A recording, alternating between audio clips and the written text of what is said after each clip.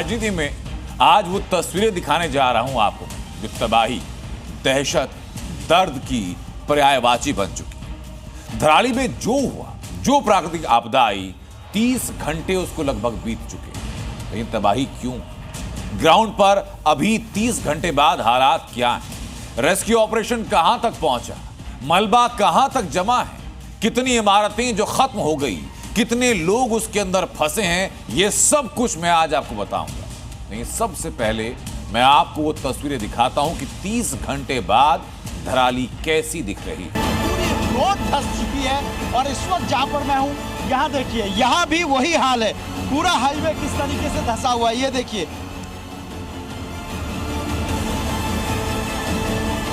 धराली बह गया, दिल दहल गया। बादलों से आई कयामत, हर कदम पर मातम। पूरा ये आपको हाईवे धंसा हुआ नजर आ रहा है, पुल टूट चुका है। देवभूमि में जल जला, सैलाब ने गांव उजाड़ा। देखिए नदी किस तरह से ऊपर से आई है, बड़े बड़े बोल्डर लेके आई है। तबाही का हर कतरा खौफनाक गवाही दे रहा। जिंदगियों की तलाश, मेगा ऑपरेशन ऑन। मलबा हट रहा है, विनाश का मंजर दिख रहा है। सिर्फ पुल का नुकसान नहीं हुआ, बल्कि सामने की सड़क को अगर आपको दिखाऊं तो नीचे से पूरी खोखली हो चुकी है। उत्तराखंड में हर मोड़ पर पत्थरों का तांडव है। धराली में महातबाही पर जी न्यूज की महाकवरेज। धराली के अंदर हालात इतने विकट हैं कि आप अंदाजा तक नहीं लगा पाएंगे। और सबसे बड़ी मुश्किल तो ये आ रही कि जहां रेस्क्यू ऑपरेशन होना है, वहां तक पहुंचने के रास्ते भी बंद हैं। कहीं मलबा है तो कहीं पत्थरों की बरसात हो रही है। मैं दो तस्वीरें आपको दिखाता हूं। तस्वीर जरा देखिए।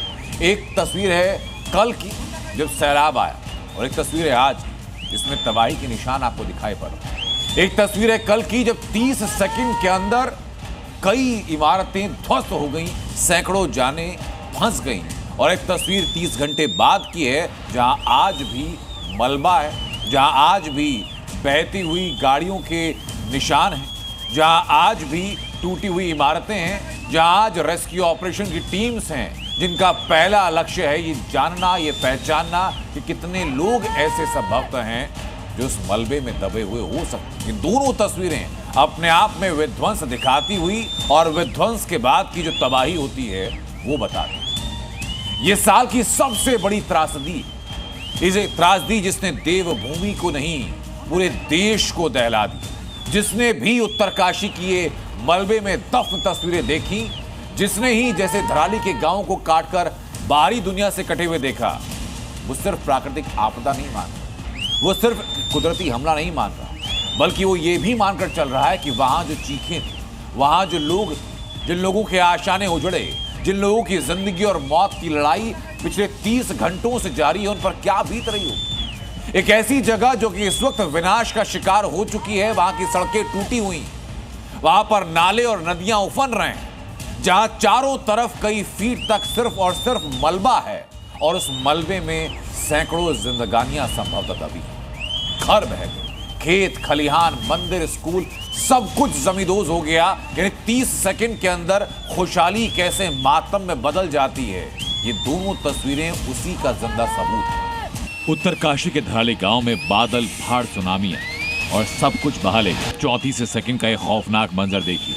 34 सेकंड में जिंदगियां तबाह हो गई। मकान, दुकान, होटल, रास्ते, रिश्ते, सब कुछ मलबे में बदल गए। अब यहाँ सिर्फ तबाही के निशान हैं, और इन निशानों के बीच लापता हैं कई जिंदगियां। जिधर देखिए उधर सिर्फ मलबा है, न कोई सड़क बची, न कोई आवाजाही।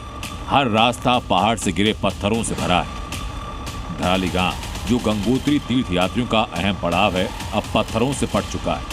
34 सेकंड में खीर गंगा नदी ने ऐसा रौद्र रूप दिखाया कि पूरा गांव तबाह हो गया। पहाड़ों से मलबा आया और तबाही मच गई। जी न्यूज संवाददाता सुरेंद्र डसीला ग्राउंड जीरो पर पहुंच रहे हैं, लेकिन रास्ते में बार बार लैंडस्लाइड हो रही है।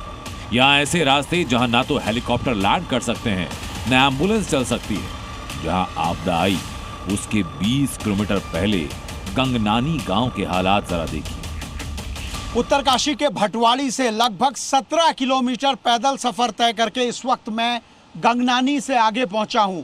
और आप ये तस्वीरें देखिए, ये बताती है कि यहाँ पर किस तरह की आपदा के निशान हैं, कैसा यहाँ पर मंजर रहा होगा। आप इन तस्वीरों में देख सकते हैं भागीरथी कितने प्रचंड वेग से बह रही है। वो देखकर आपको पता चलेगा कि आखिरकार किस तरह की तबाही इस पूरे क्षेत्र में है। जी मीडिया ये दिखा रहा है किस तरह की तस्वीर यहाँ रही है। इससे आगे 7 किलोमीटर आगे जाने के बाद जो झील बनी है उसकी स्थिति है, लेकिन वहां तक भी पहुंचना बड़ा मुश्किल है। उत्तरकाशी में आई कुदरती आफत के बाद धराली तक पहुंचना किसी जंग जीतने से कम नहीं। धराली से करीब 20 किलोमीटर पहले गंगनानी गांव का हाल देखकर अंदाजा लगाई कि असली तबाही तक पहुंचना कितना मुश्किल है। और ये देखिए, जो ये पूरा पुल है, ये पुल टूट चुका है बीआरओ का। 24 टन से ज्यादा क्षमता का ये बड़ा पुल है। और यहाँ पर देखिए, एक पिलर आपको सामने दिख रहा है, दूसरा पिलर इस तरफ दिख रहा है। और जिस तरह का पानी यहाँ पर है, जितना नुकसान है, आप समझ सकते हैं उस वक्त क्या मंजर रहा होगा जब ये बादल फटे और उसके बाद से किस तरह की स्थिति यहाँ पर है। ये आप तस्वीरें देख सकते हैं, मेरे कैमरा पर्सन दिखा रहे हैं। संदीप, इससे आगे मत जाना क्योंकि आगे बहुत खतरा है। ये पूरा इलाका उबड़ खाबड़ है, पहाड़ी है, कम्युनिकेशन के सीमित साधन है। गंगनानी में कई जगह सड़कों पर पहाड़ से गिरा मलबा है, पत्थरों और कीचड़ से रास्ते पूरी तरह से जाम है। देखिए, इतना बड़ा बोल्डर पुल के ऊपर पहुंचता है तो पानी कितना बहाव से इसे लेके आया होगा। यहाँ जहाँ मैं मौजूद हूँ, यहाँ देखिए तमाम जगह आपको नजर आ रही हैं लकड़ियाँ, पेड़, तमाम जगह आपको यहाँ नजर आ रही हैं। ये सबसे बड़ा कारण ये है कि जब प्रेशर से पानी आता है तो उसके सामने पेड़ से लेकर पुल, सड़क, जो भी उसके सामने आया वो पूरी तरीके से ताश के पत्तों की तरह बिखर गया। आप देखिए, तमाम जगह आपको इस भयानक आपदा का मंजर दिखता है। धराली गांव के बाजार से लेकर मकान और होटल तक ताश के पत्तों की तरह बह गए। खीर गंगा नदी में पहाड़ों से बहकर आए मलबे ने तबाही सिर्फ 34 सेकंड में मचा दी। पूरा गांव वीरान हो गया। मलबे में लोग अपनों को तलाश रहे हैं। सुरेंद्र रसीला, उत्तरकाशी, जी मीडिया। जी न्यूज़।